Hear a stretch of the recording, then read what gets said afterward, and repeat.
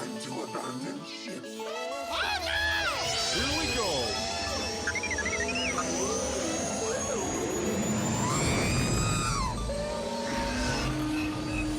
Can I persuade you to join us for a drink? It's a tradition. Here, here. Jar Jar, homie, my main man, quickly. Before the Separatists attack, get into the escape pod. Hey! This is escape, then we're the pod.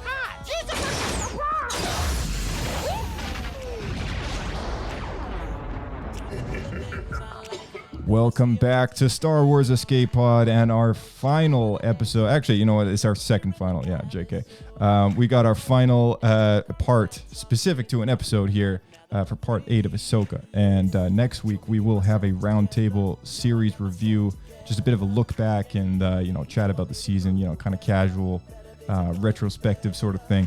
But tonight, we are completely focused in on part 8, the Jedi, the Witch, and the Warlord. And we got a number of guests joining us tonight, so that's super exciting as well. And I will introduce everybody one at a time as soon as we dive right in. But in the meantime, welcome to Star Wars Escape Pod.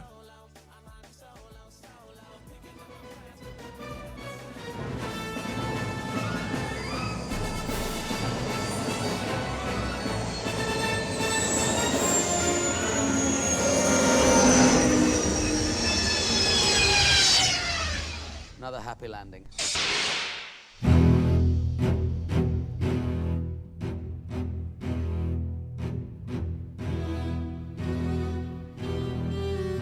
Hello, Blake. Hello there. Welcome back. Thank you. Yes, good to be back as always. And we've got a very exciting episode to talk about this week. Holy smokes. Oh, yeah, absolutely. And, we are super thankful to have so many willing participants that join us every week. So, our first up on the list, Dan, welcome back. You have been with us from the start. Oh, Happy to be here. There we go. Audio cut out for a second there. My bad. Hello. Hello. Hello. Thank you for having me. Always a pleasure. Oh, thanks for coming back each week, and I hope we get you for at least even just one more, just to make it a round trip. For that last series look back. Absolutely. Awesome. Kirk, welcome back, sir. Hello. Good to be here for the last one. Well, second last one, actually. Sweet. Yeah, second last one. Yeah. And Nick, welcome back, my good man. Hello. Awesome. And with you is Shawna. Welcome back, Shawna. Hi, happy to be here. Hello, welcome back. And Kyle, welcome back, sir. Oh, well, thank you for having me again. Oh, thank you so much for coming on. And with you, you have brought a new member to the rebellion. Francis, welcome to Star Wars Escape Pod. Thank you for having me. It's a pleasure. Pleasure to have you, sir. So to this week, we've got, and our co-host, Blake, of course. Hello. Did I already introduce you? That was the first one. Okay, there we go. We're going full circle. Already look at my short-term memory kicking in. All right. We got a big party this week. So, I'm super excited to get into this. And, hopefully there's enough to keep us going for this final, look at the last part, which off the bat has a very familiar title. Part 8, The Jedi, the Witch, and the Warlord. It's picked right out of the Lion, the Witch, and the Wardrobe. the Chronicles of Star Wars. Well, I noticed this in another episode, but I never brought it up. Where the titles are very similar to other things. Yeah. So next week, I think we should go through them all and see if they've been pulled from other media. We should. Yeah. We'll do that. I think between now and next week, try and do a bit of research on that kind of stuff. Yeah. All right. I'll read a bunch of stuff here, and then we can just dive right in. The director of this episode was Rick Famuyiwa, written by Dave Filoni. This episode premiered on Disney Plus October 3rd, 2023. To confront the Jedi, Morgan Elsbeth is gifted the Blade of Talzin by the Great Mothers. Ezra Bridger constructs a new lightsaber using spare parts aboard the Jedi shuttle and pays homage to his late master, Kanan Jarrus, by using the same emitter piece, the only one Huyang has left. After the ship is damaged by a fighter attack, Ahsoka, Sabine, and Ezra make their way on the backs of Howlers to the Chimera, which has docked with the Eye of Sion, barely making it alive from a defensive bombardment. They are confronted by Morgan and some night troopers, whom the Great Mothers keep resurrecting after they are killed to keep up the defense. Sabine finally connects with the Force to grab her lightsaber and help Ezra Bridger force jump onto the Chimera. Meanwhile, Ahsoka kills Morgan Elsbeth in an epic duel. The Eye of Sion jumps into hyperspace, leaving Ahsoka and Sabine and Huyang stranded on Peridia.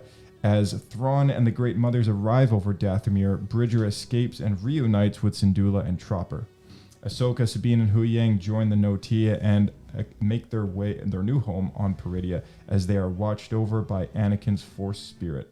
Shin Hati joins the bandits on Peridia, and Baylan's skull is guided to a mountain, which is a statue of the Mortis gods, and he stares off into the distance to a large mountain with a glimmer of light on top. Dang. So that was the final episode, and just, I guess, off the top of your head, what did you think of this? What do you think of this? Oh man, like I would say Dave is definitely set a lot of things in motion here. Got me excited about a lot of stuff tying together, both pulling things from the EU with the zombie troopers, as well as bring back some more to stuff, which is very excited to go to. I will say, because I watched it twice, and the second time through, you realize there's actually not a lot of things that happen, but the stuff that happens, I feel like is good quality. Right. Yeah, Kyle, what'd you think of this one? Well, after last episode, this one, absolutely, I loved it. Lots of great lightsaber battles. The fact that they did bring in the zombie troopers, that was really epic. And it was quite a shock to actually see that, Ahsoka and Sabine did get left on the planet. So I do kind of want to see where that goes. And something that I really I want to know where it's going to go is what's going to happen with Baylan's character, since the actor has passed. So I really want to see where that's going. But everything that they laid out in this is going to make for a great season 2. So they had a lot of cliffhangers, and it was just awesome. Great show. Oh yeah, so many cliffhangers. Yeah, sweet. Dan, off the top of your head, what did you think? Really enjoyed it. I'm glad with only less than an hour. I'm glad they didn't try to wrap everything up. That they everything was solid. Left a lot of questions. Happy to see the zombie troopers.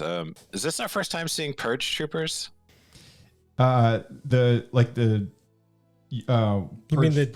death troopers? The death troopers, you mean? You're talking the two guys in the black. Oh, were those death troopers? Those are death troopers from Rogue One, which is ironic because the original name for the zombie troopers was death troopers. Yeah, the death troopers actually became death troopers. Well, yeah, exactly. The video I watched on Easter eggs said they were purge troopers from the video games, but purge troopers.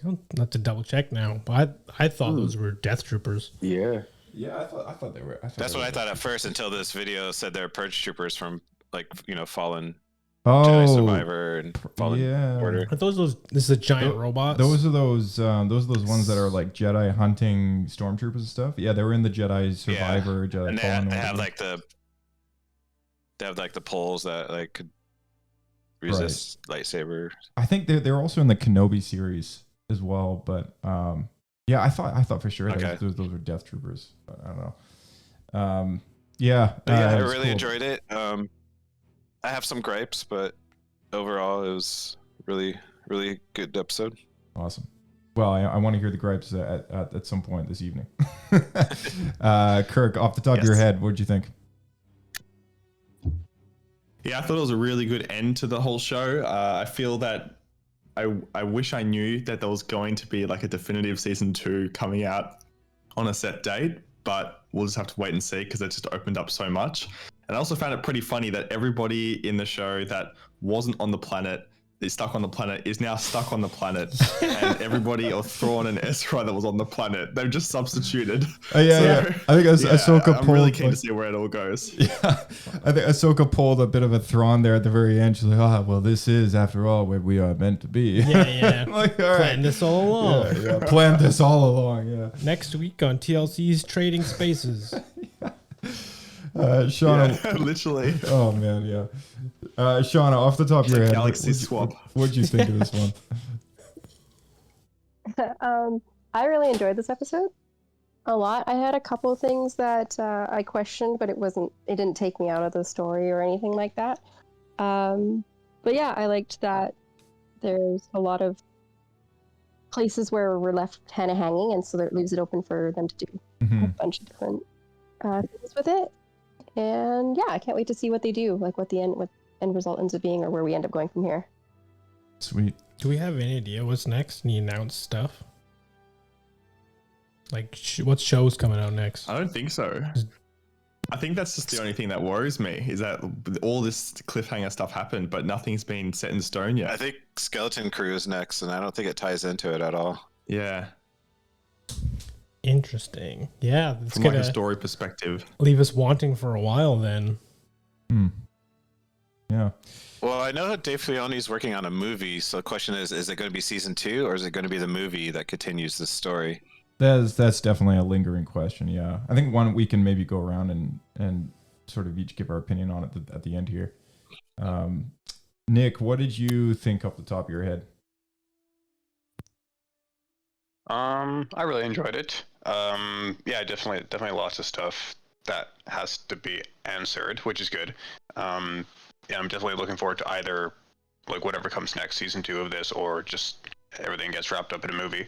But I feel like they could do a lot with exploring more of the Night Sisters, because that hasn't really ever been mentioned in any live action stuff other than like Clone Wars. Really, Clone Wars kind of went into it a bit, but it'd be nice to see, to go into the Night Sister, maybe their backstory a bit, because obviously they went to Dathomir at the end, so they're going to be doing some of that. Awesome. Also, the duel with the duel with Ahsoka and Morgan was pretty neat. It was very well done. Yeah, I like that a lot too. Yeah. I'm gonna pipe in there for a second. That was really good fight. I enjoyed watching that one. It was like watching a samurai go against maybe like a Shaolin monk or something. Like it was really wicked. Yeah, I was wondering about her fighting stance. Maybe wait till we get to it later, up to you, Josh. But the way she was fighting with like one hand on the blade, like the blade of itself as opposed to the hilt. Yeah, that was interesting. Yeah, that. Yeah, we'll get into that. Francis, off the top of your head, what did you think of this one? Man, what an episode. I was so surprised to see any callbacks to Project Blackwing, honestly. I didn't expect them to, like, there were the theories going around online, but I didn't think Dave Filoni would actually pull through with Project Blackwing. Just so the audience knows what I'm talking about. I didn't Do you want to break down Project Blackwing quick? Project Blackwing, Project 171A in the Galactic Imperial archives. It was an experiment done in the Old Republic, where a bunch of scientists, I believe, experimented with residents of Dathomir, and eventually a virus broke out that basically turned them into Force zombies. There you go. I wonder if that's what tied into the Death I just Troopers learned something novels. new. Yeah. What? Hey, Francis, if you don't mind me asking, I don't know. Do you recall which Star Wars story that's from? Oh, you'd have to give me a second. I believe it's an old. It's like an old legend story, right? Book. Yeah. Yeah, it's an old legend story. If you manage to find out, I don't remember exactly what book it was in. Dude, no worries. I don't want to put you on the spot. If you do happen to recall, though, just feel free to throw it out there. I guess this episode though, like it opens up with some pretty cool stuff, of course. But actually, you know what? Before I have a note which lingers, I think from the last episode that maybe I didn't get around to, or maybe it was in this episode. I can't recall. But the Battle of Endor was used to describe the end of the Empire to Ezra. But what about the Battle of Jakku? And I had to kind of throw this out there because I think I put it in my notes just because I saw something floating around online about it. And in Rebels, we actually do get the same answer. So, like, for those of you who are unfamiliar with the Aftermath trilogy of books, speaking to anyone here or anyone in the audience listening, the true end of the Empire from a sort of political perspective was at the Battle of Jakku, which was about 1 year after the Battle of Endor. And that was sort of the definitive moment that a lot of the Imperial remnants sort of got wiped out and destroyed. And this has a lot to do with a bigger plotline that Palpatine had. And, Blake, you read those books too, right? Yeah, it was admittedly, it's been a while ago, so right. I couldn't tell you too many specifics. So in the show, though, like, I think it was in the last episode, but so I think Ezra was asking Sabine as to like what happened, and then she kind of says like, "Oh yeah, the Empire was sort of destroyed at the Battle of Endor." And so a lot of fans online are asking the question like, "Okay, well, what about the Battle of Jakku?" Right? And I think it just comes down to the simple answer of this is probably said from a standpoint of, okay, that's a definitive moment where the Empire died, Vader died. It kind of all started to go downhill from there. Emperor died. The Emperor. Yeah, the Emperor died. Yeah. Okay. Well, yeah, is he? But whatever. Anyways, it's like started to go downhill from there. And that's the moment that a lot of casual fans and viewers would have seen on screen, right? So like that's the moment that they're referencing. But yes, if you are getting nitty gritty, technically, it should be the Battle of Jakku. But, they got like 2 lines to try and summarize it in for Ezra. They're just going to throw Endor in there because that's the one that's recognizable to fans. That's what I could come up with, from at least my own kind of, if I were to be Pablo for a second, like, I don't know. Would you summarize it that way too? You could argue that that's where the tides really turned and the rebellion became more of a formidable opponent to the Empire. Yeah, well, that's when they started calling themselves the New Republic, right? Like after the Endor battle, right? I believe. That I'm not sure. Because I think it was like Battle of Jakku, they were already called the New Republic at that point. It was like in that year leading up to, like, that's when all the kind of behind the scenes politics happened. They started rallying, being like, yeah, we're the New Republic now. Anyways, I just had to throw that out there. All I remember is Mr. Bones. Mr. Bones, yeah. Awesome. Okay, so this episode, we start things off with the Blade of Talzin. We had the transformation of Morgan Elsbeth into a Night Sister. That was super sweet. Not just a regular Night Sister, because she wouldn't be like Asajj Ventress or like one of the other Night Sisters. It seemed like she was like a mother Night Sister. Yeah. And Mother Talzin. You know what was interesting to me about this whole thing was that the words that she actually kind of like has, that the words that she says, like recites when she's, I guess going through her transformation there, was very similar to what Ventress says in the Clone Wars when she becomes a Night Sister. And I don't know, does anyone here recall that story arc?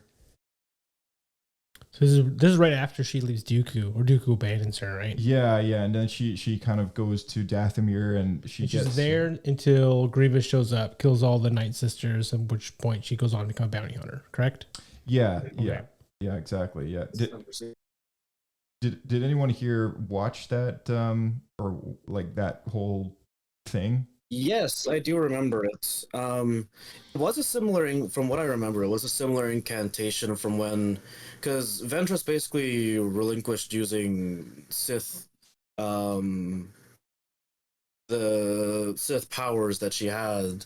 So being infused with like the invisibility of the Night Sisters and those abilities, it was a very similar incantation, especially because her eyes also glowed green and she also got new markings on her visage. Yeah, I thought it was very, very similar, as well as like the words that she sort of repeats to, in that baptism process, right? Like it was very, very similar. The words that she has to say. I don't know. It may have even been. I'm pretty sure. I'm pretty sure it's the exact same. Do you pledge yourself to the sisterhood, to the magics, and the old ways? I do. Do you abandon your old life for this new one? I do. Your loyalty, your life, my loyalty, my life.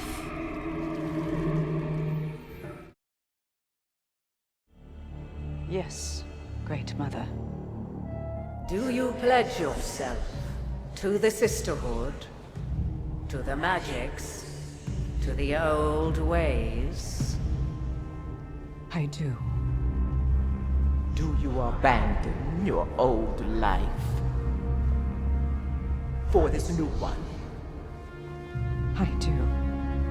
Your loyalty? Your life? My loyalty. My life.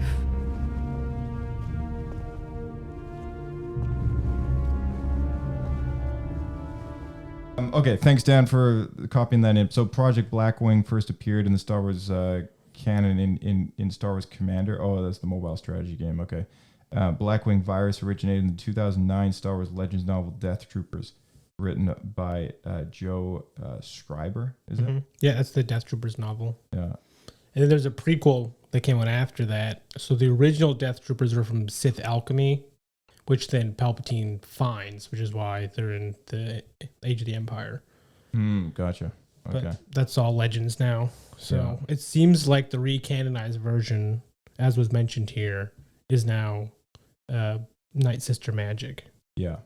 I like that. It makes sense. And I think in Clone Wars... They did do that. They brought the Night Sisters back. Yeah, as well as in the Jedi Fallen Order game. Yeah, that's right. Yeah, zombified Night Sisters. It's creepy. I hope they... Yeah, in Clone Wars, they also had the zombified Night Sisters and the zombified warriors that they brought back after Ventress, or not Ventress, this is the fight against Grievous, isn't it? We're mowing them down. Yeah. Yeah, that's right. Yeah, they defended Dathomir against Grievous' droid army with the zombie Night Sisters. Yeah, that's pretty sweet.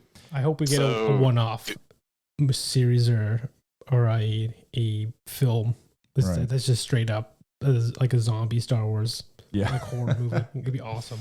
So, do we think that all those cases that Thrawn is bringing are bodies, and they're going to resurrect an army of undead? Oh man, that would be kind of sick. But yeah, like that'd be like twisted, you know? Like, oh yeah, these are all just Night Sister corpses, like that we can use to create undead armies. Resurrect their race. That'd be pretty sweet. Well, I heard that they're working on. Oh, I was gonna say I heard that as a one of those theories that Ezra said that these Night Sisters were asleep for a long time, and basically that kind of maybe means that Thrawn woke them up to help them. And once they started helping them, they're like, look, we got all these other sisters that are in whatever, back the tanks or whatever, right? And he's like, I'll bring them all because they're the biggest force wielders right now in the galaxy. So I'm going to bring them all back to our galaxy and they'll work for the Empire. Yeah. It was interesting they went straight to Dathomir. Oh, I noticed that right away. Well, there you go. Yeah. Okay, so the Blade of Talzin doesn't look the same anymore. We've seen this blade before in a Clone Wars arc. Going back to season 6, there is an episode arc called Disappeared, part 1 and 2. And it's in part 2 that Mother Talzin shows up and she fights Mace Windu and she summons a blade out of, thin air, out of magic. Yeah. And it's like fiery and stuff like that. And it's got a red handle, and it looks like a bit of like a dragon mouth that's like the blade's coming out of, right? This sword did not look exactly the same at all. Like it looked completely different from the hilt's perspective. The blade, I think, was similar with the whole green fire thing, adapted into live action. But there's a bit of a, I guess, conundrum right now of like an unsureness. Like, is it the same sword? Is it maybe like some other sword that might be named after her? I don't personally don't really know. I don't think anyone really knows yet. If you look it up on the Wikipedia, I think they've taken the I guess the initiative to just make it the same sword for now. But I'd like to just go around and see what everyone else thinks. Like Before that, we should probably actually explain who Mother Talzin is. Oh yeah, Mother Talzin is like one of the great witches, one of the great mothers, kind of like one of the 3 people that shows up here in this episode, but dead. now. But she was alive during the Clone Wars, and I think was the last mother, Night Sister mother on Dathomir. Yeah, or in the known galaxy as well, in the Star Wars galaxy. You know, not the pretty galaxy, obviously, because there's 3 more, but I don't know. Maybe there's a whole like a sisterhood of mothers going on. The Night Sister Mother Sisterhood. I want to know when she rode a Purgil to get to Dathomir. I don't want to see that. All right, so okay, maybe Francis, we can start with you. What do you think this is the same sword or maybe a different sword? Well, to be fair, throughout the Clone Wars, Talzin would commune with the ancient sisters, but I feel like she also probably communed with the other Night Sister tribes, because I don't feel like the one in our galaxy, quote unquote, our galaxy, is the only one, especially like with this connection. There's probably a set amount of Night Sister throughout every single galaxy. So I feel like she probably communed with them, and that might actually be her sword, since they're going to the Star Wars galaxy now. All right. Nick, what about you? I don't know. I think it's like you guys are just talking about the sword, whether it's like the exact same one or not. Yeah, just your off the top of your head, you know, what do you think? What do you want it to be the same one? You want it to be a different one? You know, what do you think it is? I mean, I don't know the canon that well, so I don't know if I really want it to be anything. It might matter if it's the exact same to some people, but I don't know. It looked cool. And I mean, they do that a lot though in live action, right? They don't make certain things look exactly the same, so it could just be the exact same one. Eyes. Like, yeah. It could just be the exact same one, because it was like, I don't know, the sword, maybe it was like, it gets like born again every time someone new uses it. So maybe it's like slightly different every resurrection, I guess you could call it. I like that like idea. more tone to that fighter's skill or something. That sounds pretty cool. Or whoever casts the spell to summon it. Yeah, that's like exactly. It's kind of like that's cool. It suits the fighter. Yeah, but I mean the sword doesn't have a good track record, right? It's 0-2, I think. At this point. So, yeah, you're right. Yeah. I mean, maybe they should, you know, try to switch it up a little bit. I don't know. Maybe they're trying something new. We summoned the ancient sword of losers. Yeah, I like that idea though. How it's like the sword is like reborn every time, and it fits the needs of the user. Like that's a neat idea. I could get on board with that. You know, that's a magic sword. Like I feel like that would be a thing. Yeah. Well, as soon as she picked it up, she knew it. Like she's like hand on the blade and everything. Like she knew what she was doing. Yeah. I could see that because like she has, you know, clearly kind of a certain martial art background. This woman, and you know, maybe the sword in its dragon fanciness like wouldn't necessarily fit her kind of style of fighting, right? So like maybe it kind of magically transformed into something that she was better fitted to use. So I like that theory. Shawna, what do you think about this? Well, now I like Nick's theory better, but my thought was that they just named it after the last Great Mother who was on Dathomir. Mm-hmm. And so that's where the name came from. They were just kind of like almost name dropping or throwing it in there. But yeah, other than that, I didn't really have much other thought on it. I did see the comparisons online though, that it definitely does not look the same. Right. Yeah. No, that's my thoughts too. When I first watched the episode, that was my thoughts exactly. I thought it was a completely different sword, and maybe they just named it after the Great Mother had died, because in an unproduced Clone Wars episode that nobody ever got to see, but people would have seen it if you read the Son of Dathomir comic series, which adapted 4 unproduced Clone Wars episodes. She dies at the hand of General Grievous. And maybe they named it after her death or something like that. And it's just like a sword that they, whipped off the wall kind of thing. But yeah, who knows? Kirk, what'd you think?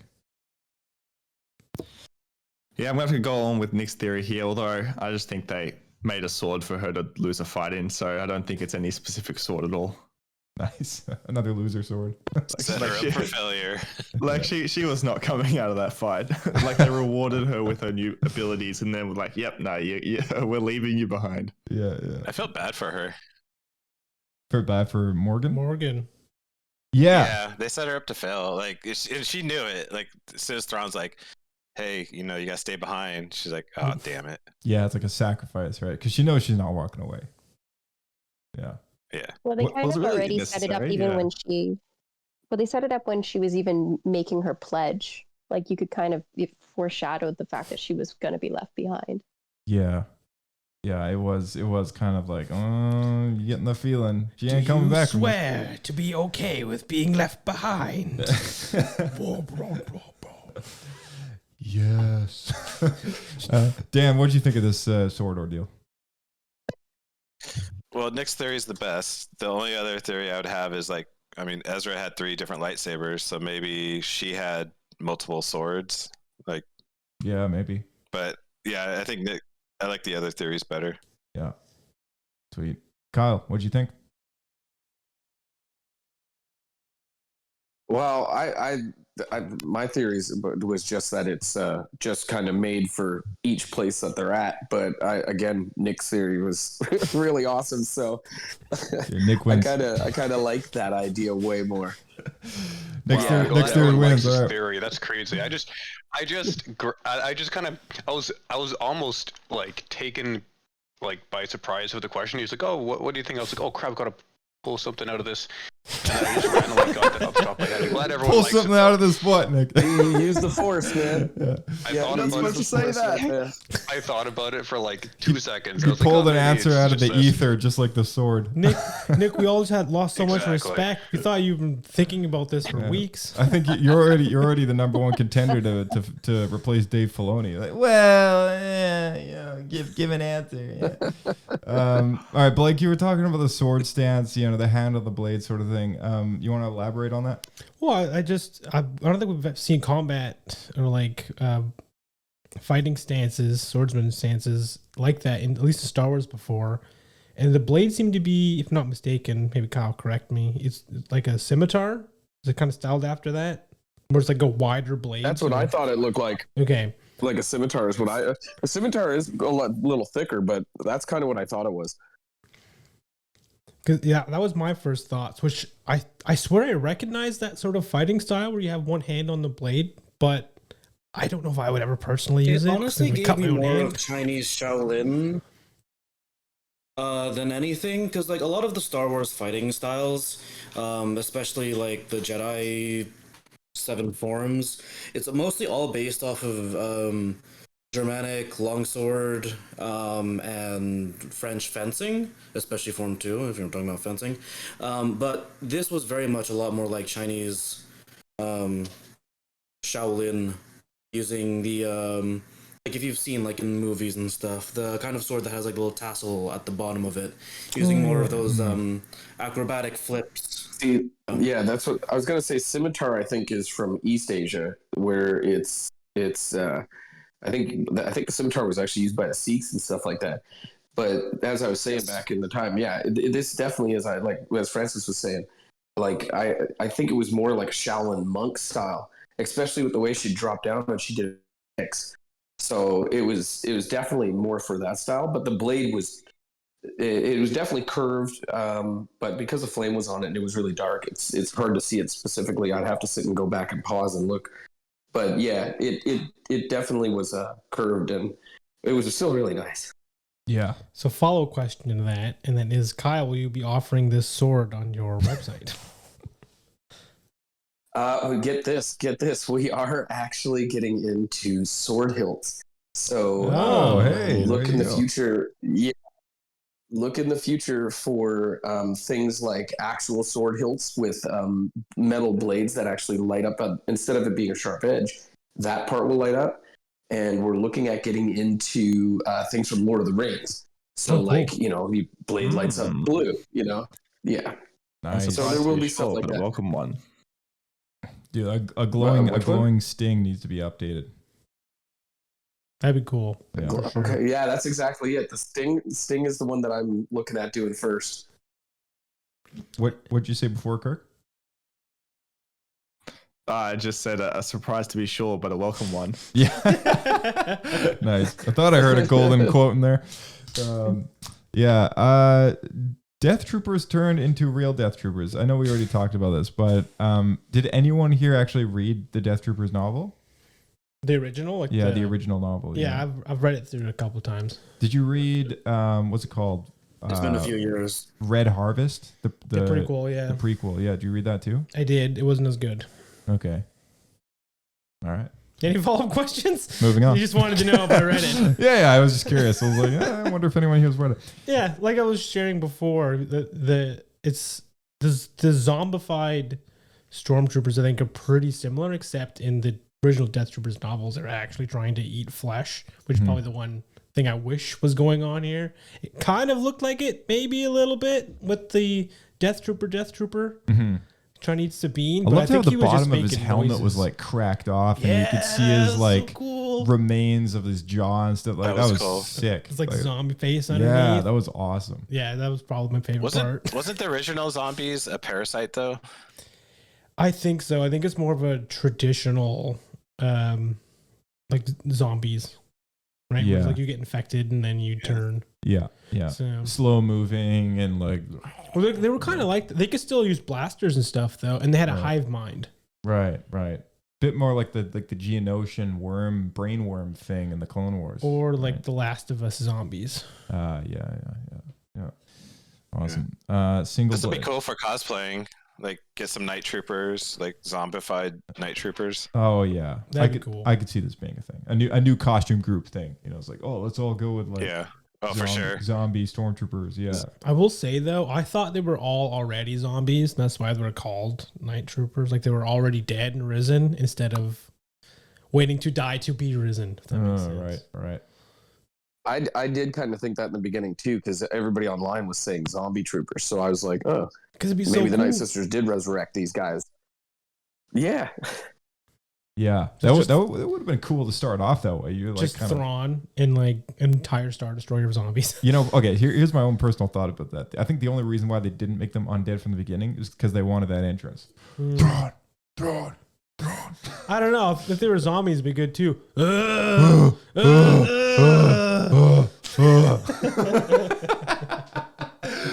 dude, no way. Okay. By the way, on the subject. Go ahead, Shawna. Yeah. Oh no, I was just gonna say, I think that the other reason why they weren't all zombies is because it does take a lot of effort to resurrect and then hold a resurrection. So like because I'm pretty sure in reading the Jedi Scars novel, when spoiler, Marin does it, it drains her completely. Like all of her energy. So like the mothers wouldn't be able to hold on to that for that long. Right. Keep all those soldiers alive. That's a good point. Yeah, that would be because it's not a lasting spell. Well, that's what I'm wondering though, because my understanding was it was a lasting spell. Well, Grievous kills that old woman, and then they all collapse, right? Like all the zombie Night Sisters die. How do you explain the zombies in the Jedi Fallen Order game then? Because Mother Talzin's dead. There's a reason for that, isn't there? Isn't there like because they fall out of those pods? Yeah. But isn't it like that dude, that dark Jedi guy who's like familiar with like Night Sister magic, who's responsible for that? Isn't he the one that's like keeping them going? So is it just Taron Malicos? Yes, Taron Malicos. Yeah. Isn't he the guy that's doing that? I just assumed they were there because I think it's the Night Sisters that do it. That's what I thought. Or is there like surviving Night Sisters that are still responsible for those corpses or something? Or that is a good question. I think it was actually Marin who summoned them. Like I remember in the beginning when Cal got onto the island, Marin was the one that summoned her sisters. Oh yeah, right. Yeah. So she's holding the spell then. So as long as she's alive, they would Possibly. they would be alive. I so. believe she was using it as like a defense mechanism to get Cal to go away. Right. Okay. I trust your memory more than I mine. think so. Yeah. Right. So then at least that holds up then, because someone's still able to, keep the spell going and stuff, right? So that makes sense. I gotta say that just quickly going back to the way that's I'm looking at a picture of the sword that you sent there, Francis. The way that she holds the sword with her palm on the edge, I'm like, man, like, wouldn't it not get like a little hot? Like that thing is like flaming green magic. Like maybe it's not a hot flame. God, just be like, she even kept holding it down. Like she even kept holding it down. The flame's like going straight up. Okay, is she wearing like flammable crap? Dang. Like, to be fair, I know a few sword dancers and sword eaters, and so long as you know the placement of the flame and you know the trail of the flame and where it's going, you won't actually get burnt by it, no matter how close you are. she's just being really smart with it then. Don't play with fire, kids. Leave it to the pros. I feel like, unless you're not. Aren't the flames also just like an extension of their power too? So wouldn't it just be right, like a living part of their power kind of coming out in the sword? Yeah, that's, her eyes glow green. I could definitely see that. Yeah, I could see that being like, maybe it's not real fire. That's also it's like a good magic point. Fire. Doesn't harm her at all. More energy instead of flame. Yeah. Maybe if we opened up like the subtitles or the closed captions, it's like, do not attempt, professionals use this sword only. Oh, man. Good, yeah. For ranked Voldemorts or higher. Okay, Ezra's on to his third lightsaber. Third lightsaber, dang. I mean, like, even, not many people go through 3 lightsabers. So Vader did. Vader I did. love that scene with Hu Yang where, like, they brought it back to Kanan with the and he's the building piece. it. Yeah, when he's building it, like that was really cool. Though I immediately noticed that Ezra said his master was Kanan, and then Hu Yang says, Caleb. Yes, and I loved how they did that. So how did he know Kanan and Caleb were the same? Just talking to Ahsoka, or is No, it the I only don't- explanation? Or how did he know? I think it's kind of like well established, like the moment that Kanan reveals himself as a Jedi, and that being Caleb Doom, right? Like it's kind of, to the people who knew Caleb Doom, it's like a lingering thing. And Hu Yang has somehow survived all this event, right? Like, so somehow the word got out. Somehow he knows about Caleb's survival.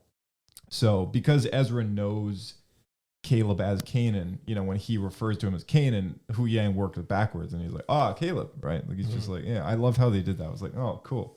To people who've never seen Star Wars Rebels, they're like, what the heck? Like, what the heck are they talking about? What the heck? Whoops. I like to think that when Kanan did his Jedi Knight trials, somehow the temple just alerted the archives. Because the temple and the Jedi Order, technically what survives of it, know that he's a knight now. Oh, Kanan? Yeah, like you're talking about like when he gets knighted in the Lothal Temple? Yeah, if the Force knighted him, I'd like to think that the Force also somehow made an archive mentioning that, yes, Caleb Dune is Kanan Jarrus, and he's been knighted. Yeah. It's an interesting idea. I think the temples would have to be connected in some way. Because it seems like the archives on Coruscant Temple. No, they're gone, yeah. Well, no. Imperial. Yeah, they're under hands. Imperial control. Yeah. Because it doesn't seem like the ancient temple on Lothal has any sort of technological archive or recording stuff, though. If anything, Ahsoka would have filled Hu Yang in, right? Because at some point they linked up, and Hera, right? Yeah, someone. Because Hera's on board for a while, so yeah, someone would have told him. Ezra uses the Ada shuttle that was most likely used by Baylan at the start of the series to escape the Chimera and go to the New Republic. And I liked how it was sort of that whole classic Star Wars symmetry thing. Like the series opened with a certain Jedi shuttle going on the ship, and it was chaos and terrible things, and they ended off with a hopeful moment. And it's the same shuttle, probably, because it's Baylan and Shin's shuttle. Probably, docked on the Eye of Sion or then the Chimera or whatever, right? and Ezra uses that one to like get back home again, and I loved it. I was like, oh, that's such a great like way to kind of look back at the Gripe beginning. number of the show. one. Yeah, that's a gripe of yours, really? Yeah. No. My only gripe is why did he walk down the ramp His with his helmet stormtrooper? on? Yeah. Oh No, yeah, as yeah. a stormtrooper, there's no reason for him to do that. He could have just taken his helmet off, walked down, be like, "Hey guys." Yeah, I know. I was thinking we'll have to do a supercut where, like, as soon as he starts coming down, someone has like PTSD They just shoot flashback. Yeah, and they all start shooting him. Just for a moment, Well, like it's also he's the thinking, way he was Rebels. wearing that while he was flying. Like he would have taken it off once he got clear. Yeah, exactly. right? Yeah, I mean, yeah. it's cool. It makes for a cool scene, but practically there's no reason for it other than like, I agree. let's have this moment of suspense. I agree. The one thing How I does thought Chopper rank? immediately. That spin. What was that about Boba? I was gonna say I'm just gonna call that along the lines of that Boba Fett spin, and we all know which one I'm talking about. Oh The dude man, that that spins around and there's no. just they had have to the Boba remind Fett me spin. of that. Oh, jeez. That one dude that like does here, the I'm just- full I'm 360 just gonna spin and the shit. In the scooter? Oh Scooter chase? yeah, scooter guy. Yeah, Oh gosh. yeah, the one-eyed scooter Yeah. guy. It's like, okay, I'm gonna risk my life that bad for something that looks really cool. Well, I'm gonna walk down this thing with my mask on, you know. Dude, that dude only has one eye. I wouldn't be spinning at all. I'd be like, So he lost that eye the first time. Yeah, it's like you can't afford to spin around and shoot. Like you only got one eye. Like, man, like you able to see That night anything? with the bar going, dude, I did it. I finally did it. I told you I'd do it. He had a bet 10 credits with his mate at Yeah. Mos Eisley. Oh jeez. I bet you a new eye I can That's pull a it good off this trick. time. Yeah.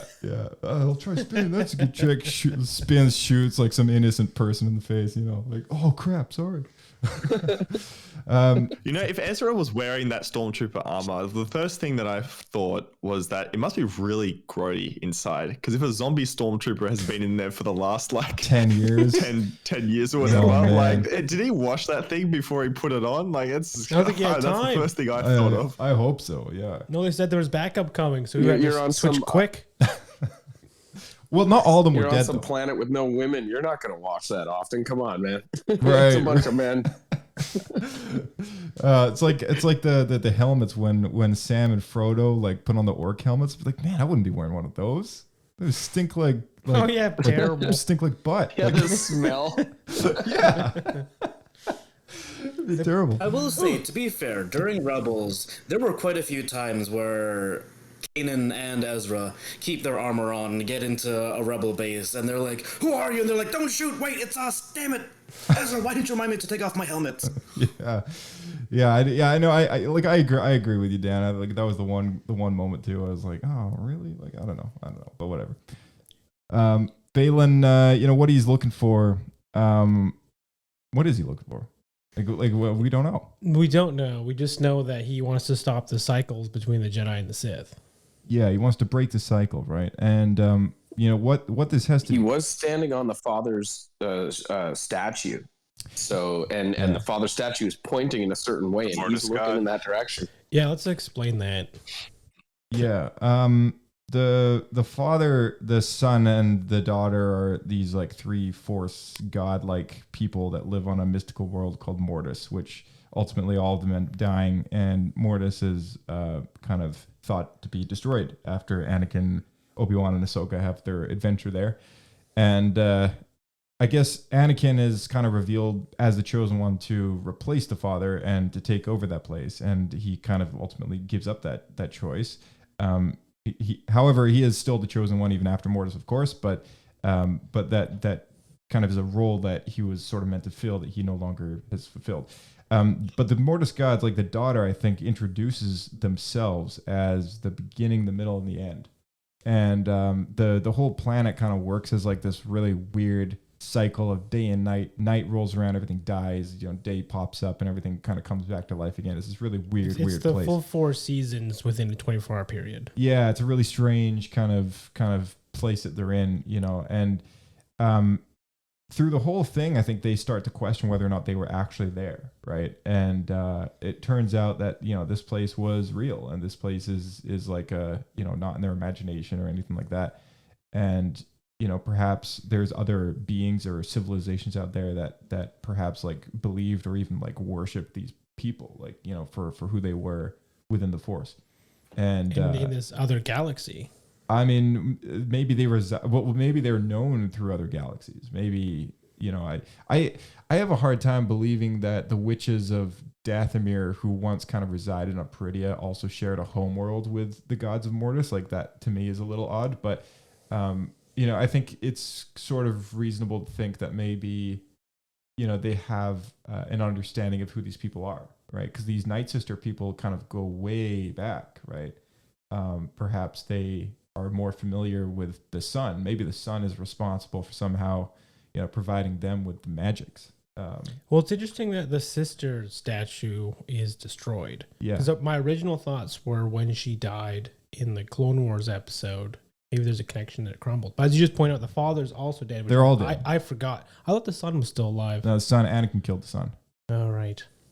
Yeah. Well, in that case... Now, I'm going to say...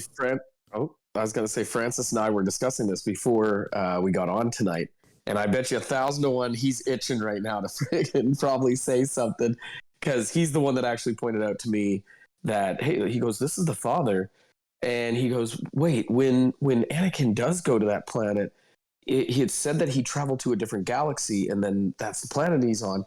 And so, I mean, now with you guys talking about it too, it's I kind of could see it. There's a chance that like the remnants of Mortis are actually, it's not exactly one place, because the way they entered it was kind of like a forced nexus. It could, bits and pieces of Mortis could exist on different worlds. And also, to kind of bring it back to a different point that you were mentioning, Statue of the Daughter is destroyed because the daughter did give her life force to resurrect Ahsoka. And I remember when last season of the Clone Wars, not Clone Wars,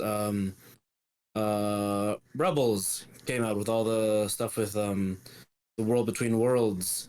There were a lot of theories going around that Ahsoka is now the daughter's nexus, or the connection the daughter has to the universe, because she gave her life force, and she still has, and she still meets with the daughter's owl.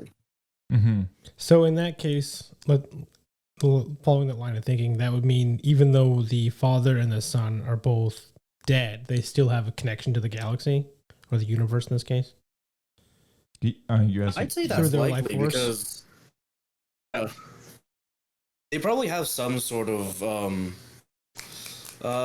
what's the word in mythology? They probably have some sort of patron in the world that still channels their power, but the daughter's power is all siphoned into Ahsoka, so she no longer kind of exists in the universe as it is. Mm-hmm. Except for the owl. Isn't the owl part of her? That's the spirit guide. The owl of was the her sister. companion. I'm gonna throw a theory out there, just because Baylan is not knowing of these events, right? Like, Baylan doesn't know that the father, the son, and the daughter have all died, right? He is familiar perhaps with maybe a childhood story that these people existed, or perhaps he's come across some civilization's mythology that hints towards their existence, right? In the ancient Jedi archives, because we see there's depictions of them on the Temple of Lothal. So at some point there was part of the information within the Jedi. Yeah, exactly. Yeah. So I'm just going to throw it out there as a theory, but perhaps he doesn't know that they're dead, right? Perhaps he seeks them in order to break the cycle, because whatever, as we know from the Mortis trilogy in the Clone Wars, we know that whatever kind of happens on Mortis has an impacting effect on the rest of the galaxy. And whatever Anakin does there has a lingering effect in the war. And so the father tells him, he says, as my son gains power in the dark side, so do the Sith in your war, right? And I think that kind of stuck with me too, like when it sort of like, oh, this place is incredibly important, right? And, if it's up to Baylan, who's this guy who's like seeking kind of an end to all of this cycle, right? Like perhaps he's aware that there is a cycle of light and dark on this planet, and perhaps he thinks that has something to do with the power that controls the galaxy in where he's from. So maybe he seeks them out in order to break that cycle. Maybe going to perhaps with ambition to destroy the gods of Mortis or something like that. You know, it's an ambitious sort of idea that he's got. You know, perhaps this theory just, you know, goes nowhere. But, you know, that's just kind of what I was thinking, because he doesn't know what happened with Anakin and everybody else on that place. You know, like they don't even talk about it. So, like, you know, how is he supposed to know, right? Is it just me as well? Like, of you saying that, I feel like in this episode that they cut out a good 5 or 10 minutes of Baylan's scenes, just because the previous episode we had a bit more, and then this one we only had a good 5 seconds of him standing on top of the statue. And I feel like that's because of like the unfortunate passing of Ray Stevenson, and they don't exactly know what they're going to do with the character. But maybe that's just me. I feel like from watching this episode, because of his lack of appearance, that they definitely decided to cut out a lot of stuff. I don't know. That kind of leads me to my next question, though, is just like, you know, out of the group here, maybe we can go down the list. We can start with you, Blake. How do you think this story for Baylan will continue? And I ran a Twitter poll on this. So if anyone's following the Twitter, I'm going to read the poll results after we all go down the list. But here, I'm going to present you all with 3 options, okay? Will they recast the character? Will they write out the character? Or will they finish this character story in a different form of media, whether it's a book, comic, or animated show? I honestly am not sure. They wrote themselves into a pickle. So it's unfortunate, because we kind of saw this happen with The Last Jedi as well, right? With Carrie Fisher passing, they had to kind of go out of their way quite a bit to try to make things work. So I'm not sure how much is written to continue with Baylan and how integral that story is to what happens. Because that's... If they might be forced to recast, it might not. I have no idea. It's a good question.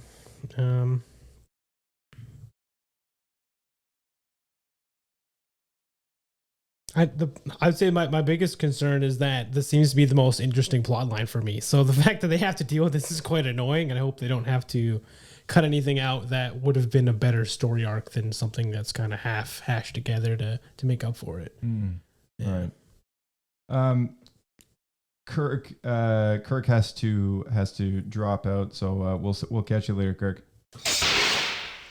He provides this episode with a 2 out of 3 Pablo points, and for the Baylan question, he says, "I'm gonna say a character recast. Gerard Butler is the top is my top pick for recast." Haha. I'm gonna join the boat with Kirk there. Let's see Gerard Butler take over. All we need is some, you know, just for men touch-ups, and we're good to go. All right, sweet. Kyle, maybe you can throw in your opinion here. What do you think? Recast, write out, or alternate, or like finish in a different media? Okay. I love the actor that like, he played him to a T, and if they recast him, that guy's got some really big shoes to fill. Mm-hmm. So I hope that if they are going to do something, it's either they're going to end his arc real quickly and just give him the end battle that he freaking deserves, or if they are going to recast, I hope that guy understands how big this is for a character and for the people of Star Wars. Like, so I hope he's able to fill those shoes. I don't know which way it's going to go, but either way, it's going to be a bitter, harsh, maybe joyful at the same time, but who knows sort of thing. No, that's fair. Now, I do want to add that if they do recast, I just want it to be something in the universe. That's kind of where I'm at with it. Like similar to Doctor Who, where they have an explanation where Time Lords like regenerate. So I don't know if they throw in some. Josh, did we lose you? magic or something. Oh, did we? Yeah. What's hold on a second. what's going on here? Hold on a second here. Uh-oh. I think we're somehow disconnected with the other people. Oh no, it's the Separatist Alliance. Oh no. The way that you said that made me think of that Wars old escape show. pod has just been intercepted by the Separatist Alliance. If you are tuning in right now, don't go anywhere. Leave a review and make it a good one. Okay, all right. I think we're back. Well, there we go. There we go. We're taken over by the Separatists. Yeah. Technical difficulties. Oh man. They were just jamming our signal here. Yeah. Sorry. Say again, Kyle. Since we lost you there. Well, all I was saying is that look, it's if they recast him, it's going to be some big shoes to fill. The guy's going to have to really understand what this character means for a lot of people. And if they do decide to write out his arc, I kind of hope that they just write it out, quickly, but they give him the battle that he absolutely deserves at the end. And either way, it's going to be kind of like a bittersweet end to this character, no matter what they do. Right. Yeah, that's fair. And Ray Stevenson, like you were saying, and like what you were saying, Blake, and Dan, I think everyone here can agree, he is such a tremendous actor, for this character. It's hard to imagine anyone else playing him. So it's a hard decision to make. I saw this one meme online where it's it showed a picture of him as Baylan, and it's I wish that he could see the absolute outcry of love for this character that he's getting, and we wish he could see it. So it's again going to be bittersweet either way. Oh, absolutely. Yeah. So true. Dan, what were your thoughts on this? What would you pick? Recast, write out, finish in a book? It is so heartbreaking. Ray Stevenson nailed this character. He's so interesting, and you could tell that they were setting it up to be a major storyline. And if you haven't seen Rome, I can't recommend Rome enough. He was so great in that show. The one thing I would say is, we've seen recasting done before. The biggest one probably would be Dumbledore. It's things happen. It would depend on where they're going with the story. If there is a lot more story to his character, then I would say it's okay to recast him and just make sure it's the right person and that they know the shoes that they're filling. Otherwise, if it's just a little bit more story, then I'm okay with it being in a book or a comic. But I'm okay seeing the character keep going if they get the right guy. Right. And I'm happy to see Ray Stevenson go out on this high, and hopefully wherever he is, he's looking down, seeing the love he's getting from the fans. Yeah, absolutely. Yeah, it's not often that that a character like this is so widely sort of just respected by absolutely everybody who sees it. You know what I mean? Oh yeah, so widely, and it was especially Star Wars too. fans. Yeah. Yeah, especially for Star Wars fans. That's why it's and it was instant. It didn't take the 10 freaking years it does for most of the fans. You know what I mean? Yeah, for sure. People just coming out of Jar Jar now. Shawna. At least people are now starting to love Hayden. That's true. Yeah. Minus Josh, he's always loved Hayden. Yeah.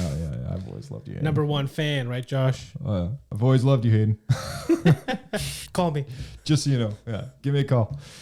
Hey, I can actually say I've always loved Hayden. So there you go. Now the real question Throw back to episode 4 after show. Did you always love Wicket? Because I think that was a big change for people too when Return of the Jedi came out. Right. It was the same thing as Phantom Menace. Yeah, it was very jarring for the OG fans. It was a bit jarring. I don't know. But Kyle, you kind of got into Star Wars a bit later, right? Yeah, that's very true. I did. That's why I was giving a throwback to my first time on the episode when I kind of got to tell you guys how I got into Star Wars, which is the very first one I can't say the very first one because I seen it when I was a kid. I just never really got into it. I was Ninja Turtles, Transformers, and that sort of stuff. But after the military, seeing Attack of the Clones really changed me. So that's really where it progressed me into the company that I own today. So it's yeah. So that's why I can actually say when it comes to Hayden, yes, that's the guy. I freaking love him, and he's freaking awesome. So since the beginning. Nice. Awesome. Join the club. All right, Shawna, what are your thoughts on this? Is it recast, write out, or finishing a book? I almost don't want to see him recast personally, but I would hate to leave his story just like left alone. So I would rather see this done in a book, because I think you can still embrace the character that Ray created, but then we don't have to worry about all those other things that come with like recasting and then or leaving his story completely unfinished. I personally am with you on that. I would love to see a really well written book about Baylan Skoll and kind of have that segue his story from the moment we leave it off, in this series and into wherever he's supposed to be kind of later down his character road, right? But that being said, I mean, like, I don't know what Dave's plan is. Like, maybe he's supposed to be such an integral part of, going forward, and maybe his move, like, he's supposed to be directing a movie, right? Like, maybe he was supposed to be such a main character in that movie that maybe everything is now changed. And then I have no idea. But just as it is right now, seeing what we saw, kind of just imagining where they could go and write around that storyline, but then also finish his story in a, I think I would be okay with the book. I'd be okay with that. Because I personally have a really tough time getting around recasting as well. Yeah, I have mixed feelings about it. My only issue with the book, though, is it seems like they're building up this huge mythos story because of the tie to the Mortis, son, daughter, and father. I would hate to see that then go to such a smaller audience with a novel, because not everyone who watches the shows reads the books. Right. And I guess that is a sort of a downside to that. But you could also be the same said for Clone Wars fans. Like, not all Clone Wars fans read Dark Disciple, but maybe those same fans are wondering like, oh, what happened to Ventress, right? But it's like, well, it's like if you haven't read Son of Dathomir or Dark Disciple, you're missing out on 12 episodes of Clone Wars, and that's how you finish the show. It's like you consume that material. So Star Wars is such a weird thing in that sense. It's like it's like, oh, if you don't watch the shows, you don't have as good of an understanding as of the movies or vice versa or whatever. And then the same goes for the animated shows with the live action shows, and then the same goes for like the animated shows and like the comics and the books and stuff. So it just goes deeper and deeper. It just goes deeper and deeper. But the vast majority of people just stay kind of the surface level, just the shows, right? For sure, yeah. And the fact that everyone who's watched Clone Wars always loves the Mortis trilogy and how it just adds all this depth to like, the lore of the Force and stuff. I would love to see that finally get to the main audiences because it's been so universally loved. Yeah. So I'd hate to miss that. It is cool having that depth though. Like, you have all that material for those that want to get more out of it. They're like, oh, I have all this other stuff I can go read and listen to and look at. Yeah, absolutely. Nick, how would you like this to carry on? I don't know. I don't think I have too much to say about this because I'm not like I wasn't like super invested in the character just because like he is a brand new character, and I was like honestly I was just more focused on like other storylines. But obviously this is a big one, or it could be a big one. But I mean, I don't know. I guess it comes down to whatever they want to do with this character. If they want to make a whole arc about this journey that he goes on, and maybe tie it in to like season 2 or the movie or something, then I think he might have to be recast to really tell the story to its fullest potential. Would we ever want to see if a it's CG version of him instead, like TH Luke situation? That's a valid question. Not if he's gonna be like not if he's gonna have a lot of screen time. Right. Yeah, He's I gonna was be going like to say one, the same thing. one of the main That's going to characters. cost forever. Yeah. Yeah. But yeah, I don't know. Depends on where they wanted to go with this story.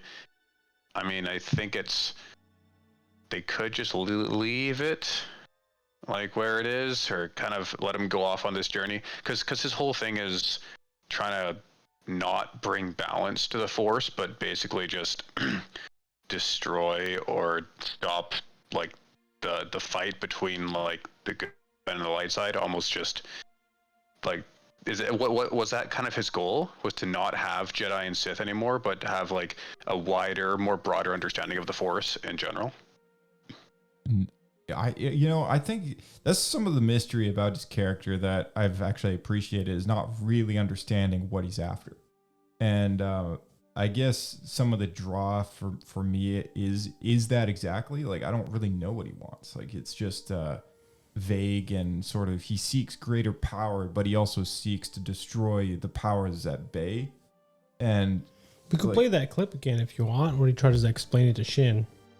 Yeah, I have the time code here from last week. All right, let me look it up. In the meantime, Francis, what do you think? What would you want out of this storyline? Man, that's a hard question. Cause yeah, you could CG him in. I mean, God knows Disney has the resources and the archives to do so, but there's just, I mean, you're right. The Mortis trilogy is just so universally beloved, and when I saw their statues, I was like, yes, yes! And then I remembered, I'm like, no, he can't be gone!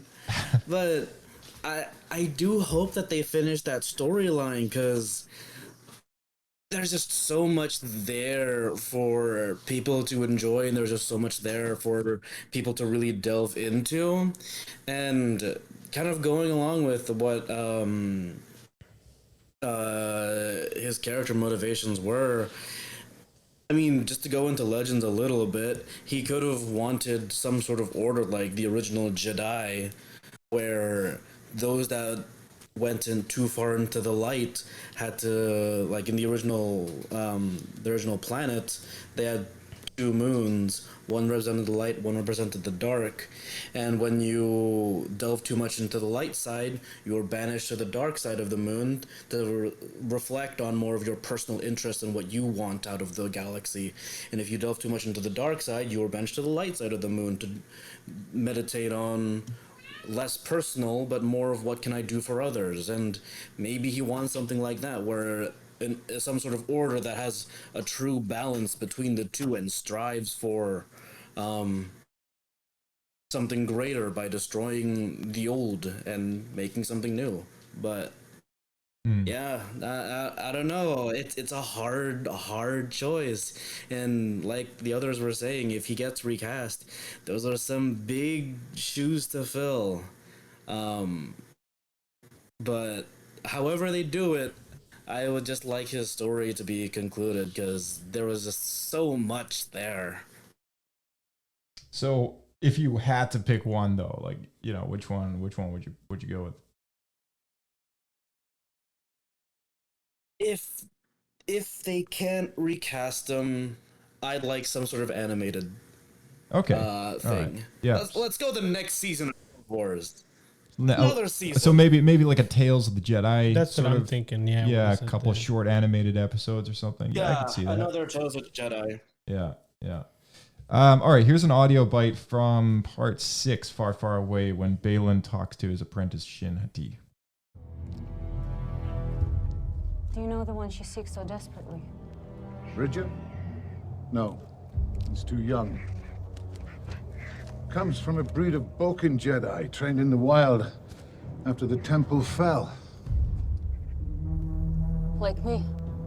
No. He was trained as a Jedi. You, I trained to be something more.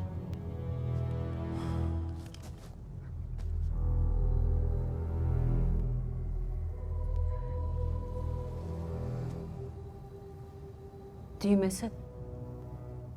The Order? I miss the idea of it. But not the truth. The weakness. There was no future there.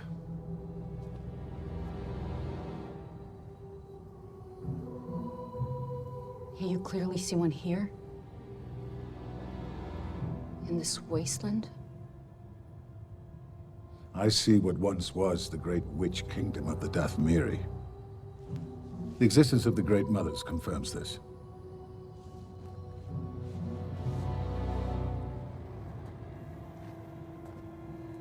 They seem eager to leave this place. Maybe we should too. Perhaps they flee a power greater than their own. Something calls to me. Can't you hear it? Something stirs here. Can't you see it? I see bandits. There's no need for bloodshed. Oh, there you go. That's interesting. Because he believes that, like, I guess the Night Sisters are trying to get away because they're fearing something, right? So that changes a lot as to, like, his ambitions, what he's after. He thinks that someone's alive. Or something. Or something, right? And there was, I guess, there's some, I don't think it'll go this far, okay? But there is some word that there is the potential, I guess, that that Abeloth, the mother, could be brought into canon from Legends, right? Because in the canon so far, we've got the father and the daughter and the son. And Abeloth is supposed to be this kind of this wild card, dark mother person that's got like tentacleized hands, and she's like this creepy looking demon person that's just been imprisoned for however long because of her, I guess, her extremism. You know, would you say maybe from the dark side or something like that? Don't give me hope. I'd love to see that. I don't know a whole lot about her other than her existing. Maybe you'd be able to explain it a little better than I could. I can't, honestly, because like it's very maybe Francis might be able to. Do you know a bit more about this person or About Abeloth? Yeah. Oh, mi fretan Cristo. Oh. So, a long time ago, a woman found Mortis, and she finds the family there. After a long time, she becomes welcomed to the family, and she becomes a mother of sorts to the two children. But after being there for many decades, she eventually realizes that her children and her so-called husband are immortal, and they have the force in their veins, and she is just a regular person. Her children will have to one day live without a mother, because she could tame the two much better than the father ever could. So, in an act of desperation, she goes to the light side. The light side fountain? I forget what the dark side one was. But she drinks from the light side fountain, and she goes to the dark side equivalent. And after delving into both sides of the force, she begins to gain a lot of power. And the father had told her before that if she were to ever try this, she would lose everything. And once she tries to drink from the dark side, that's when, like, immediately the father knew, and he was there, and he told her, like, look, I warned you. And he immediately banished her and took her power away and basically threw her to the winds. But she had taken the power of, like, basically the daughter and the son without any of the balance from the father, and no matter what the father did, she still had a tremendous amount of power growing inside of her. And so he came back to basically whoop them a new one, and all three of them realized that this was no longer their mother. This is an entire entity in and of itself. And so what the three of them did was they sealed her inside of a black hole as some sort of prison for her, making it so that for the rest of time she can't escape because her power is too great for this universe. Mm-hmm. If you want to go into it further, after the destruction of Mortis, the prison is destroyed, and she goes back into the universe, and she encounters Luke in his prime, and those are those legend stories. Yeah, well, yeah, thank you for that. So that would actually be around this timeline. Yeah, I guess it would be. Yes. Yeah.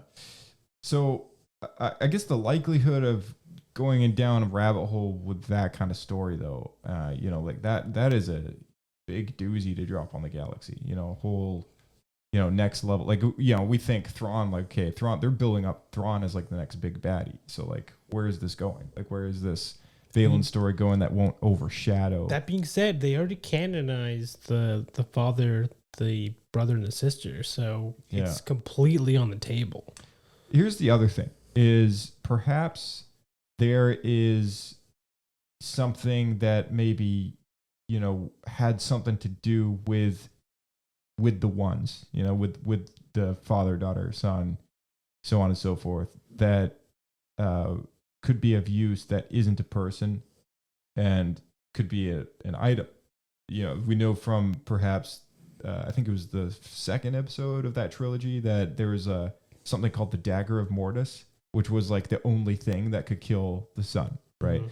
So if mystical objects like that exist, you know, maybe it's not super far-fetched that perhaps this is one of the reasons that, you know, he seeks this power. You know, perhaps there is some source of power on Peridia that the Night Sisters fear because they can't use it, and it would defend itself if they tried to take it. But because maybe he's like a sort of a dark Jedi, sort of in-betweener, sort of as how he thinks of himself. Maybe he thinks he's got a shot, right? Maybe he doesn't know enough at all. Maybe he's going at this blind, you know, doesn't even know what he's after. It's like, just go where I call. You know what I mean? That's a good question, because I'm always leaning towards that second idea where he just senses something and he has an idea of what he wants to do. Yeah. But I don't know. We would know Morgan's getting visions. I have no idea what his situation is. Yeah, exactly. Yeah. But didn't he say, "Can't you hear it calling"? Yeah, he did. Yeah, yeah, he did. Because that to me means that it's something. It's a power that kind of wants to get out. Right. Yeah, that is interesting. It's like them. Yeah, like them calling the Night Sisters, you know, and stuff. Oh, I've traveled an ocean of stars. Well, so did he. Yeah. Yeah, he's come a long way and purposely did not get on that ship back home for a reason, right?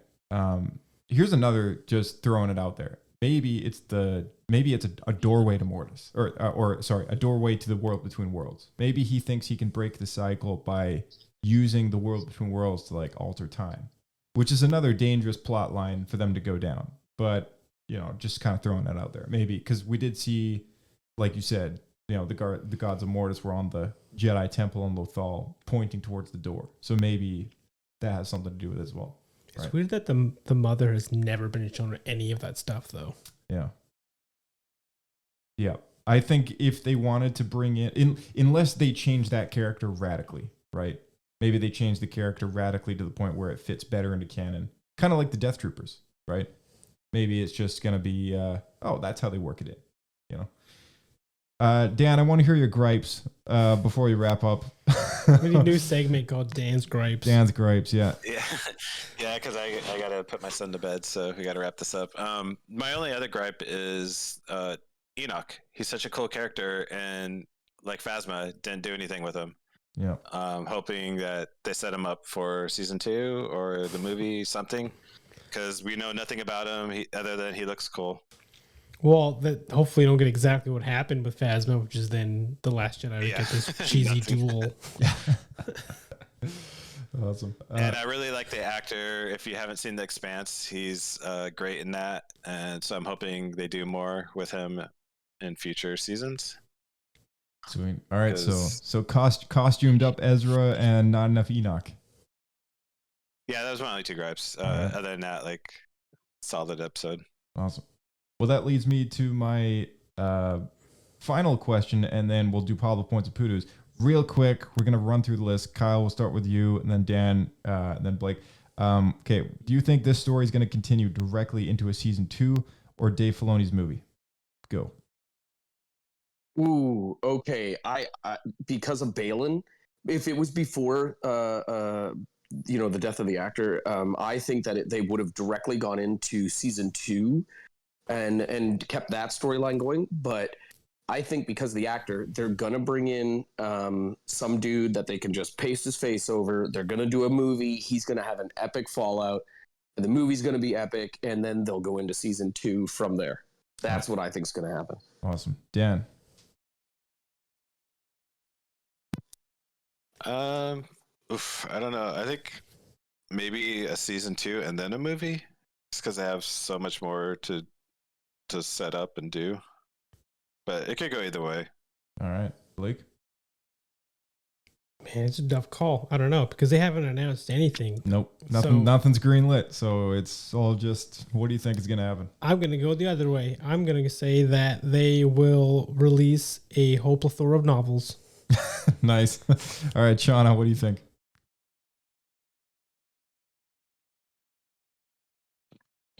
Oh my god, I don't know.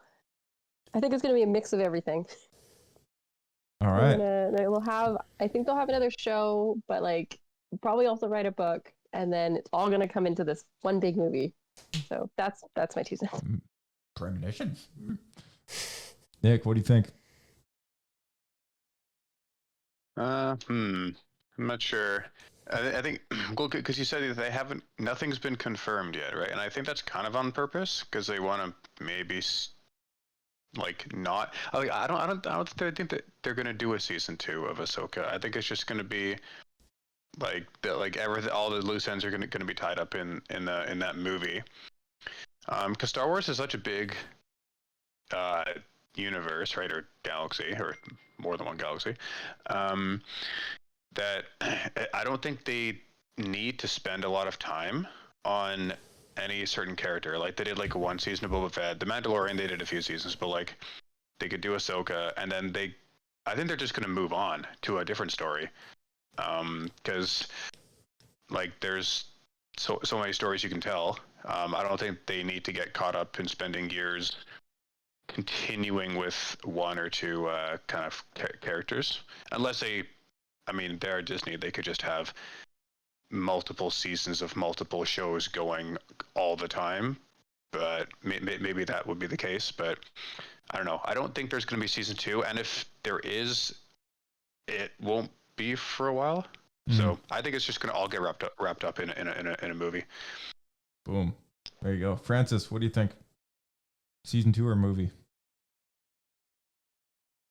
I think it's going to tie into the movie, but I'm hopeful that they'll continue and have a season 2 afterwards. But I feel like the main plot points of Thrawn's return and what Thrawn is setting out to do in the galaxy, I feel like that's probably going to be the Dave Filoni movie. Sweet. Okay, I personally also think it's going to be in the movie, only because they had the guts to come out and say that was in production before Ahsoka even hit Disney+. That's just my thoughts, but yeah. To get back to the polls, I'm going to read the results of that. So as far as the Baylan results go, 78.3% percent of people think that Baylan will be recast. 8.7% think it'll be a write-out, and 13% think it'll be finished in a book. And I assume by that mentality in other form of media, right? As far as the continuation of the story goes, 78.9% believe it'll be season 2, and 21.1% believe it'll be Dave's movie in the New Republic. So there we go. That's the results in the polls. And for those of you who are not following us on X, Twitter, whatever you want to call it, I put out some polls sometimes. I like X Twitter because it sounds like it's X Twitter. You've X Twitter. The Bext. All right. Okay. Pablo Points and Poodos real quick. For those of you who don't know, Pablo Points and Poodos is our rating system on the podcast. This is a score out of, it was a scale of 7. 3 Pablo Poodos is the absolute worst of the worst. Moving up from there, you got 2 Pablo Poodos, then 1 Pablo Poodo, and then you got a Bendu. Bendu is a 50% score. That's the one in the middle. Then you got Pablo Points. 1 Pablo Point, 2 Pablo Points, and then 3 Pablo Points being reserved for the best of the best of the best. So, Francis, maybe we'll start with you, man. What'd you think of this one? Why'd you start with me?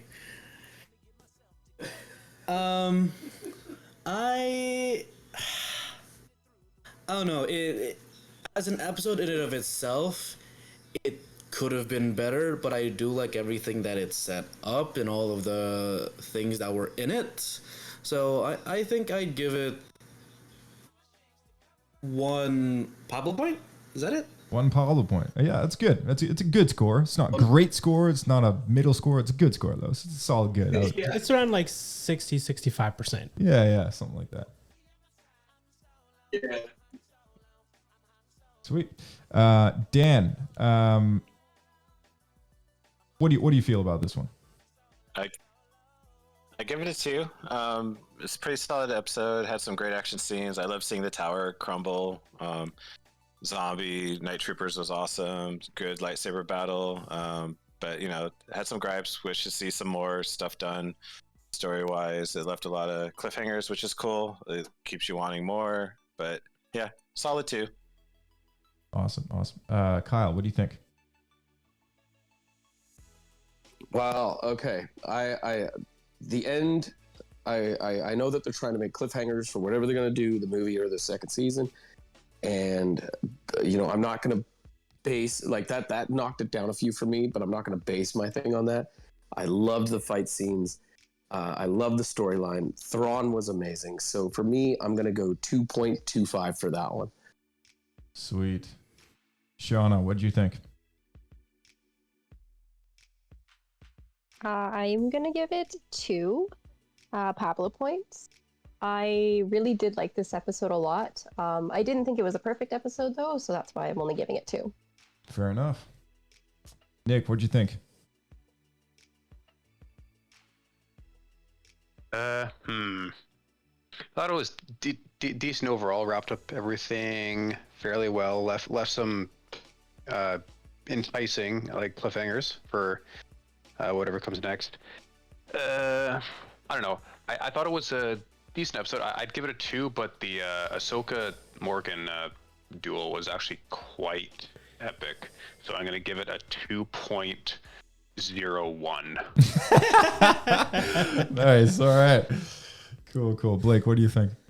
Yeah, this is a tricky episode because it had positives, but it also I had a few gripes myself. So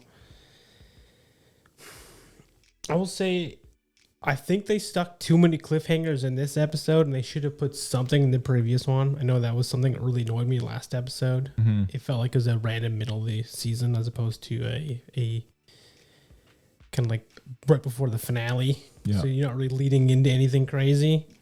And I'm really annoyed with, like, I like the casting of Thrawn, but I'm not happy with how they're portraying him so far. Okay. So the actor's doing a great job. But I hate how Thrawn, to me at least, feels like he's being foiled too easily. It seems like he just narrowly got away, where his character is supposed to be always like 10 steps ahead. So if I were to have done it, it would be that Thrawn is succeeding all the way up to the last minute where Ahsoka does something spontaneous or whatever, and he didn't expect it.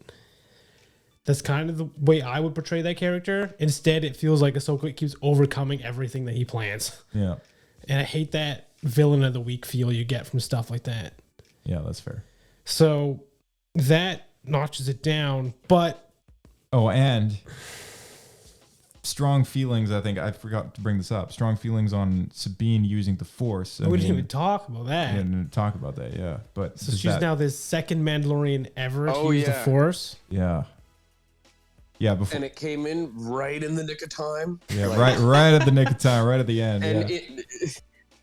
And instantly she's so good. She can throw Ezra, like 200 feet? That was my notes. Okay. That was exactly it. It goes from helping open the door to struggling to pull the saber, and then 10 minutes later she throws Ezra onto the Star Destroyer. I don't know if we knew that she opened the door though, because it seemed that she it only tried worked to for help. her. Yeah, she tried to help, but then Ahsoka scolded it her. seemed like it only worked when she went for her lightsaber, like when she was about to die there. Yeah. So, you know, there's a bit of points for that, I guess. But yeah, I would even give the door opening thing where she's like holding her hand out and the door actually opens. I see it being the other two opening the door and her going, oh, I did it. Yeah. And then she's all of a sudden, okay, I can do this. I can do this now. Yeah. And Ezra, and then the lightsaber. I want to see a she's super like, cut of okay, that. I'm so sorry. She's like, screw it. I'm a pro 200-foot Ezra throw. yeah, ignoring the whole lightsaber like thing. It's like someone runs to the you know, get some snacks in that one sequence, but misses the shot, and then all of a sudden, you know, committed to like throwing Ezra off a cliff. And Yeah, it was a big jump. I guess like literally and does that affect your figuratively. opinion? And Michael Jordan him like, go get that basket, bro. I like where it's going though, this episode, and what we're leading into. But what's funny is we were expecting a big story point compared to last episode, but it still was mostly action. Right. And okay, I'm gonna say I will give it a 2 because I'm pretty happy with it overall. But just the fact that they I never thought they would, but they've canonized a form of death troopers, zombie troopers. That alone is we'll give it an extra 0.5. Oh, so wow. that's 2.5, I will say. Interesting. Okay. Because that one thing to me is just super cool because I love that novel. So for me, I'm going to give it a 2 Pablo points. You know, I thought it was pretty great. I think what brought it up for me, otherwise it would have been a little lower, I think. But what brought it up for me was the Death Troopers thing, as well as the duel was great. It was probably one of the best duels we've seen in the show so far. I loved the ending. Force Ghost Anakin shows up, you know, watching over his apprentice. That's gotta be a half point right there. There you go. Yeah. And then there was a number of things that I really appreciated a lot about this particular episode. So yeah, I think I'm gonna throw it a bone. 2 Pablo points. Sweet, awesome. Thanks, guys. And Can I rescind my score? Go for it. Go for it. Bad because everyone else was so positive. No, don't give in to peer pressure. Gotta be honest. Yeah. The honest opinion. I'll give it a 1.8 for fight choreography alone. Okay, all right. I'll give it a 70%. That's fair. But I still feel like some story elements were still a bit lacking in that episode compared to others. Yeah, right. That's totally fair. Shauna, you bring up an excellent point there. Sorry, I just saw it in the chat. Where did Ezra get a kyber crystal for his lightsaber? Any theories on that, Shauna? No, that's why I had a problem with it, because my whole thought behind it was that like you have to either find a kyber crystal or you earn it. It's not just something you're just like carrying around, unless you're like Jyn Erso, who's been gifted one, and like she carries that with her. But I don't know. It just seems like it was too convenient.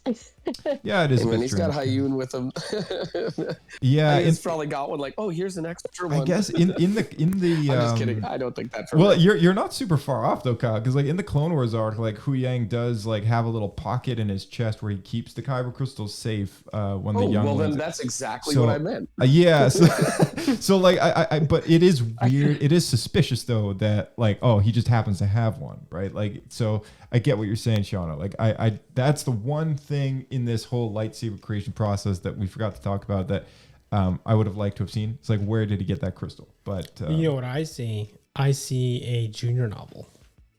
Junior novel? What? Yeah, there's probably be some random junior novel that explains how Ezra got it in like 15 pages. Ezra and the crystal. Part 2. Well, golden books or whatever it's called. Yeah. Awesome. All right. Well, there's your next scholastic fair. Yeah. Sorry, just quickly to bring up the one more thing. When Ezra was building his lightsaber, did anyone else catch it? When he's like, or like Hu Yang, I think he's like, oh, do you want this blade emitter? And he's like, oh no, I'll do this one. That one's too narrow. Right. Yeah. And I think it was a nod to everyone complaining about how thin the lightsabers were in Rebels. Yes. Oh, that's hilarious. I wondered why he said that. It's so funny. Yeah, I wonder if that's why they have that in there. Maybe I didn't. I thought it was an odd thing to say. I noticed the line, but I didn't. I assumed it just had to do with Kanan's emitter. Or maybe it's just a happy accident. Maybe it's just like it had nothing to do with that, and then that's just the way that fans interpret it. And Nick's it's just, pretty. There's no. Sorry, that's too specific. Yeah, Filoni's pretty cheeky. I feel like the writers are too clever for that. I think Nick is right on this one. Yeah. It's a good catch. It's a good catch. Yeah. There's a lot of shows that do kind of like tongue-in-cheek references to themselves. Like I remember way back when the reboot of Ben 10, they did a whole like a little intro. They were like, you know, the original series everyone really likes, but no one really likes the second series. Everyone says it's really bad, but I think you really have to give it a shot to really let it sink in. Yeah. So. Yeah. Maybe we'll get a story as to where he gets that crystal from. But hey, if I were to throw like a side story out there, it's like maybe Ahsoka grabbed Merrick's lightsaber, but there's no way that happened, right? Because she goes off the cliff and everything. It's like there's no way. But I don't know. I just want to say, at the end of this show. I got a special thing that we're gonna do for your listeners. Okay, so just remind me at the end of the show to make sure I get that out there for them. Oh, sounds good. Yeah. And then if you're on next week, actually, maybe we can you can do an announcement about that. Oh, perfect. Okay, there we go. All right. That summarizes everything. Pablo points, poodos, everything else. Maybe very quick, Kyle. Where is Alki right now? Where are you headed next? All that stuff. Social handles. So the social handles are Alki, which is ALKY Solutions. You can see us on Instagram. You can find us on TikTok, Facebook, and come give us a follow. And something we're going to do special for your guys' customers is if they contact us and they say, hey, we heard you on the Star Wars Escape Pod, we're going to give them $10 off any lightsaber that they want. And also get this is for anybody that's in the lower mainland area of British Columbia. This weekend, Francis and I are going to be going down to the night market, and we're going to be doing the same thing, $10 off. And if you say that you got us from the Star Wars Escape Pod, I'll give you $20 off a lightsaber. And we're going to go fully dressed up. I'm going as Obi-Wan Kenobi. He's going to be going as Darth Revan, and we're just going to go have some fun down at the Richmond Night Market. Awesome. Thanks, Kyle. So thanks so much. And, I think our listeners appreciate that as well. So if you're in the market to buy a lightsaber, you know where to go and you know who to contact. Come check my wares. There you go. I've been seeing a lot of that lately as I've been playing through The Witcher. So I've been playing Hogwarts, man. Oh, there you go. Yeah, I finished that up. Yeah.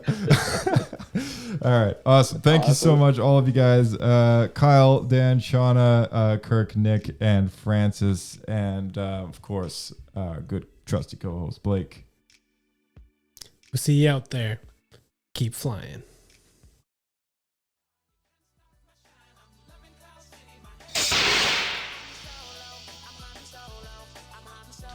All right. Thanks so much to all our listeners. We really appreciate it. We really appreciate all our lovely participants, our lovely guests coming on, just chatting some Star Wars. And, it's always a good time. So make sure that if you are in the Vancouver area, go and check out the night market. Go and check out Kyle at Alki, and pick yourself up a saber, and make sure you let him know you got the word from him on Star Wars Escape Pod on the podcast, and you'll get that little sweet little discount there. So that being said, check out all of the links in the description of the podcast. Of course, we link all the social handles down there, as well as any relevant links that we may have brought up on the show, and so on and so forth. And we've had a really great time summarizing and reviewing all these Ahsoka episodes 1 through 8, and we look forward to our show roundtable review next week. which we'll get as many people as want to come on for that. We'll get everybody on again and have a good chat in retrospective, making connections more, and just kind of giving maybe we'll do another round of Pablo Points of Poodos. What do we think of the whole series? So there we go. Conversations with is it the best Star Wars series or not, and more. So we'll get into that. Make sure you shoot us a voicemail to our email, which is swskpodcast@gmail.com. You can follow us on Twitter with the handle @swskpodcast and Instagram as well. Also, subscribe to us on YouTube. I don't say that enough, but every single episode that you hear on the podcast comes out on YouTube the next day. So, you're not going to miss a thing. And I think some people really enjoy the playlists. And the reason why I'm elaborating this on this, because, maybe a lot of people have been joining for the finale episode after show here. So make sure you go and subscribe on YouTube, and you can go through our playlist and check out playlists of Star Wars Escape Pod episodes to easily find them in the jumble of almost 300 podcast episodes that we have within the next couple weeks. That's good. That's what we're going to hit. We just had our best month ever due to you guys tuning into the show in September. So keep doing what you're doing. Share the show with a friend. We love seeing those 5-star reviews and those kind words, and people joining the Discord server, which you can also find the link in the description below. So many things. So thank you so much for tuning in, and we will catch you in the next episode of Star Wars Escape Pod. May the Force be with you.